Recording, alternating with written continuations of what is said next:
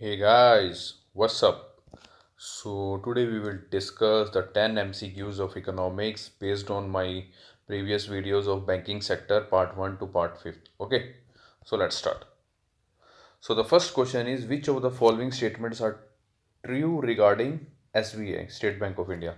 It was nationalized in 1949. No sir, it was nationalized in 1955. Okay, by merging three presidency banks. Okay.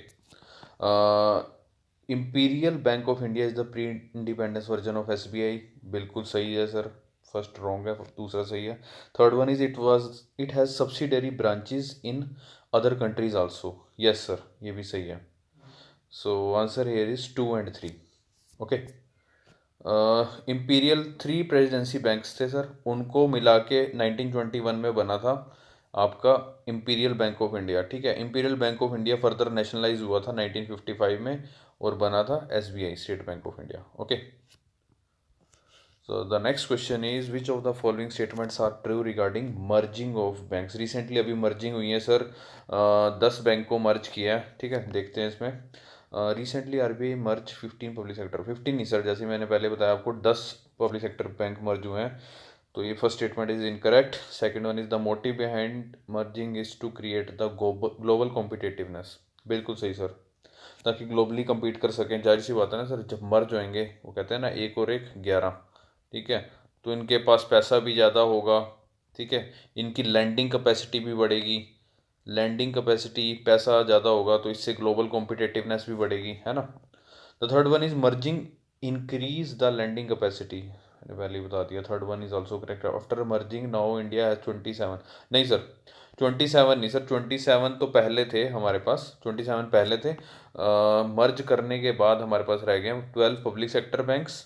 Okay, plus एक SBI. So the answer here is 4 incorrect, 3 is correct, 2 is correct, first one is also incorrect, 2 and 3. Answer here is D, sir. The third question is, when was the first group of commercial banks nationalized? And the answer here is 1969, and the criteria is banks have to deposit 50 crores and above. Okay. First group of bank nationalise हुआ था 1969 में. 14 banks nationalise हुए थे. Okay. 1980 में second group of commercial bank nationalise हुए थे. Okay. आप मेरे को कमेंट सेक्शन में बताएं कि क्राइटेरिया क्या था 1980 में और कितने बैंक नेशनलाइज हुए थे. Okay, so the answer here is 3 का ए. Question 4, which of the following statements are true regarding the base rate? Okay, base rate is an interest rate. Okay, it was replaced by PLR and BPLR. तो है क्या? Recently base rate is modified by MCLR. बिल्कुल सही sir, marginal cost based lending rate. Okay.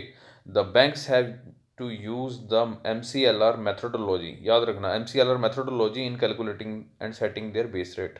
बिल्कुल सही sir. First सही है sir, दूसरा सही है, तीसरा देख लेते हैं. It is the minimum rate of interest at which commercial banks could lend to the consumer sir. बिल्कुल sir, minimum rate of interest है, मिनिमम इंटरेस्ट रेट है, मतलब इससे नीचे नहीं दे सकते. सबसे नीचे ये होता है बेस रेट. ओके. तो third one is also correct. It was introduce in 2018. No sir, 2018 में नहीं सर. बेस रेट हुआ था सर 2010 में. Okay. So the answer here is 1, 2 and 3.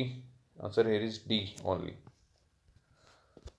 Question number 5. Which of the statements are true regarding MCLR, marginal cost based lending rate? It comes into force in 2016. जैसे मैंने आपको बताया, base rate था 2010 में, उसके बाद इसको रिप्लेस करके आया 2016 में MCLR. ठीक है सर, पहली स्टेटमेंट ठीक है. Marginal cost estimated by including repo rate and other cost incurred by the bank for getting. बिल्कुल सही सर, दोनों सही है, A B. So the answer is both A and B. Question 6, which of the following statement is the main component of MCLR? MCLR के main component कौन से हैं? Cost for the funds. Cost for the funds नहीं sir, इसकी जगह ये cost for the fund आपका था बेस रेट में. ठीक है, मार्ज इसकी जगह है MCLR में marginal cost of fund. Okay, जी ध्यान रखना. पहला गलत है। दूसरा सर टेनर प्रीमियम बिल्कुल सही है सर। ऑपरेटिंग कॉस्ट बिल्कुल सही है। कॉस्ट फॉर CRR बिल्कुल सही है। So answer is 2, 3 and 4। तो the answer is C. Question number 7, what is tenor premium? Tenor premium क्या होता है सर? ये 1 साल बाद लिया जाता है generally.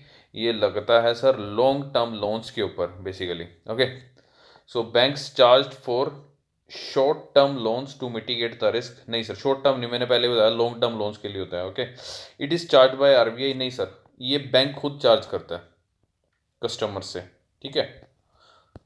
It is not charge by RBI। पहला गलत, दूसरा गलत। सो the answer is neither A nor be, D.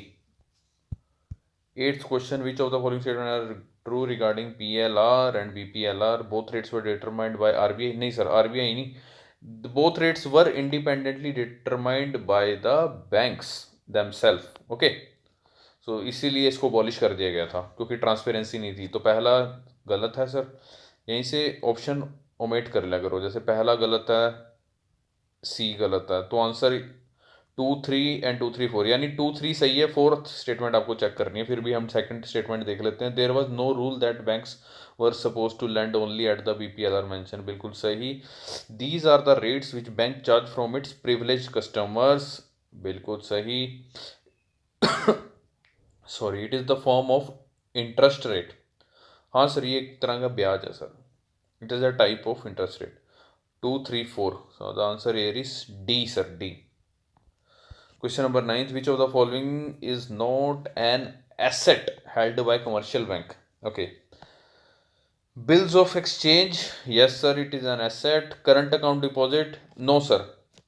Why it is not an asset? Sir, आप अपने बैंक में जाते हो, करंट अकाउंट में आपके पैसे होते हैं, ठीक है, तो आप बैंक से कभी भी निकलवा सकते हो, ठीक है। ये पैसे कभी भी निकलवा सकते हो। सपोज आज आपने 500 रुपये जमा कराए, तो अगले दिन ही आप 500 रुपये निकलवा सकते हो, ठीक है। तो बैंक आपके ये जो करंट अकाउंट में पैसा जमा होगा ना, ये फर्दर किसी को लेंड नहीं कर सकता, ठीक है। यानी क्योंकि वो उसका क्या नहीं है, एसेट नहीं है, ठीक है। अगर एसेट होता, उस पड़ा रहता काफ़ी समय तक, तो उसको वो लेंड कर सकता था, है ना, क्योंकि आप कभी भी ले सकते हो उससे, तो इसलिए वो उसको फर्दर लेंड नहीं कर सकता। तो that's why it is not considered as asset. तो which is the following is not an asset?